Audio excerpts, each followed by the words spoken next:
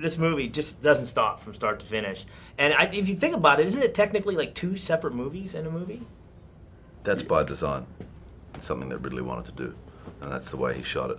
So, you know, I did the first 8 weeks of shooting. We were together for about 8 days, and Denzel shot the second 8 weeks type of thing, you know.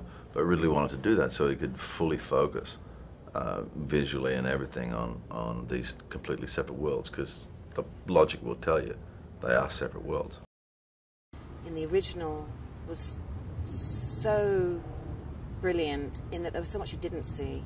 There was so much that you were left pondering. And I think dread is something that he talks a lot about. And I think he's masterful at creating dread, which is different from fear, and it's different from anxiety. Dread is something else, and I think he's found ways to incorporate that into this movie. Pasta and wine. Yeah, that was tough. Pasta and wine. That was really tough. Yeah, well, Ridley makes, as long as you're prepared, life is very easy on the set. I mean, we come to shoot, you know, we're not rehearsing, and we have time to try things, and there's a bit of a discovery process, but you're there, and everybody's prepared, ready to go. So I think just being in Italy and all the wonderful things that come along with that were very tempting, and certainly indulged as often as possible. He's great. I have very fond memories of Ridley on that show, and you know, it has somewhat of a paternal feeling actually for me. I was so young when we made Blade Runner, and he was so patient and instructive with me when we shot the film. So there's a little bit of feeling like that. When we were making the film, Ridley Scott was juggling so many balls. It was a love story. I mean, he's an incredible director, you know, of action. There was this soul-searching quest for an identity. There's a terrifying chase that goes on throughout the heart of the film, and you've got the merry men who are very funny. And I was thinking, how can he balance all those, throw all those balls in the air and keep them all balanced? And what he's able to do is thread all those things together. And I think that's why the film will entertain an audience, because he's able to sort of, it's funny and hopefully poignant and exciting at the same time. You don't know what's real and what's not going to be real when you sign on, and then all of a sudden you're doing a scene and there's a gigantic hand, and there's a gigantic seething mouth, and it's terrifying, and you just kind of can't believe it. It's kind of the detail and the thought put into every single thing from these tiny little. I mean, seriously, I've never worked with anybody like that. We have one tiny scene. I think it took a whole 10 minutes to shoot this one tiny scene. 5 minutes maybe. And I went and I explored, you know, everybody else's positions in this ship, and you open a drawer and it's filled with baby embryos. I mean, real looking. And you never even see it. The camera never even sees it. It's just there. It's a world. Amazing. You know, I knew going into it that he was a brilliant man, a brilliant artist, director, you know, because I'd seen so many of his films, but I didn't know anything about him as a man, and obviously I also didn't know anything about what it would be like just to work with him. And he's an actor's director, really just in the sense that he genuinely loves actors and gets really excited by what they bring to the process. And for someone who is also so strict with himself and very rigorous about creating a perfect frame and the most accurate, perfect set to match his vision, you know, he's very flexible and open to what actors bring. And usually people who have that kind of exacting vision are rigid and not that easy to collaborate with. So it's this incredible combination of like a very strong sense of cinematic storytelling, and then this real open-minded kind of roll up your sleeves, figure it out as you go attitude about working with actors. So it's kind of the best.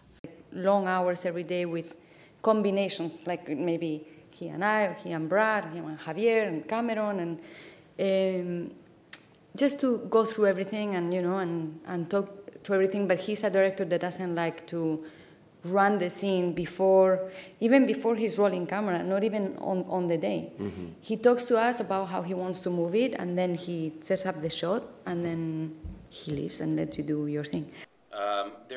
They're similar in the in the important ways.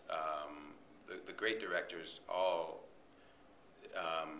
don't have any ego about the work. They're very open to suggestion from anywhere, and from their cast, from their crew. They really just create this battlefield of ideas, and they come armed with their ideas, and they have a game plan. But if a better idea comes, they'll follow it, and it's a beautiful thing, and one that every great director that I've worked with has that, consciously or unconsciously. Because at the end of the day, they're the arbiter of taste. So that answer knocked out the camera. But at the end of the day, they get to decide what's in the movie. So ideas don't threaten them. On the contrary, they're very open to them. Ridley was different in that he does 4 shots at a time, which I had not seen. I mean, I'd seen Spielberg had done that in battle sequences in Saving Private Ryan. Multiple cameras? Multiple cameras, yeah, 4 cameras. So if he were shooting this scene, there would be 4 shots. That's going a 360 kind of. Well, he doesn't shoot them at each other. He finds 4 shots on a similar, on one side of the line. So, for us, this could be perhaps, a master, a 2-shot, and 2 overs. But he'd shoot them simultaneously. So are those long shot takes that he does? They can be, they can be a full scene if the scene is staged and they're, actors are moving around. Does he ask you to do different shades of because this has a lot of comedy, and as we said, it has shades in it, so that you would play it higher, lower, broader? Yeah, I mean, he's very, he lets the actor go where the actor wants to go, unless he thinks we're totally on the wrong track. But yeah, he'll say a little bit more, a little bit less. But oftentimes, he's very confident with his decision making. So if he feels he has it, or he knows he has it, then you're done and you move on. And cool. Yeah, there's not a lot of. Clint Eastwood always said, "Let's not f this up by thinking about it too much," and Ridley says the same thing. You get on set and all the controls, and we all have to act like we know what they do, and figuring all of that out and everything was really exciting. But it all comes from Ridley's mind. And he knows everything about every aspect of what's on that set. Like in the Covenant spaceship, I would just be like kind of playing around with a touchpad or whatever, and he would have a whole design of why exactly that was there and how that technology is something that NASA's using or that we'll be using. And so it's almost just like a big science lesson the whole time you're on set too. You're like learning about where things are going and designs, and it was pretty incredible. And the fact that all of it's built is awesome too. It's that you're not really running around in front of a green screen. It's like at one point we're in a spaceship that you come to the set and they really have it on a gimbal that's making the spaceship go like 50 feet up in the air and come down again. And it's like you're getting to ride an amusement park ride all day. It's crazy. The energy that Ridley has been quite amazing to watch.